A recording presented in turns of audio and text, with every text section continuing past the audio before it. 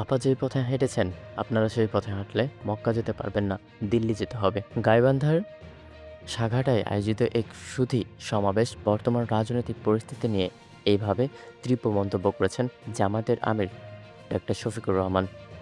শিবির নেতা সাইফুল্লাহ বারী ও সালাউদ্দিন হত্যার বিচার এবং দেশজুড়ে আইনশৃঙ্খলা পরিস্থিতির অবনতির প্রতিবাদে এই সমাবেশের আয়োজন করা হয়। সমাবেশে প্রধান অতিথির বক্তব্যে জামায়াতে আমির বলেন, ফ্যাসিবাদ কোনো নির্দিষ্ট দলের বিষয় নয়, এটি একটি ভাইরাস। বাংলাদেশের মানুষ আর কোনো নতুন ফ্যাসিবাদকে সহ্য করবে না। তিনি যুব সমাজ ও জনগণকে সতর্ক করে বলেন, প্রয়োজনে দেশ ও জাতির কল্যাণে ২৪-এর মতো আবারও রাজপথে নামতে প্রস্তুত থাকতে হবে। আইনশৃঙ্খলা ও প্রশাসনের ভূমিকা নিয়ে তিনি বলেন, চাঁদাবাজি, দখলদারি আর খুনের রাজনীতি বন্ধ করতে হবে। প্রশাসন কারো ব্যক্তিগত বা দলীয় বাহিনী নয়, তারা দেশ ও জনগণের সম্পদ।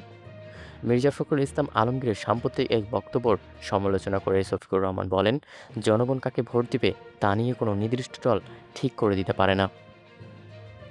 ভোট দেওয়ার চূড়ান্ত সিদ্ধান্ত জনগণই নেবে, এমনটাই মনে করছেন তিনি।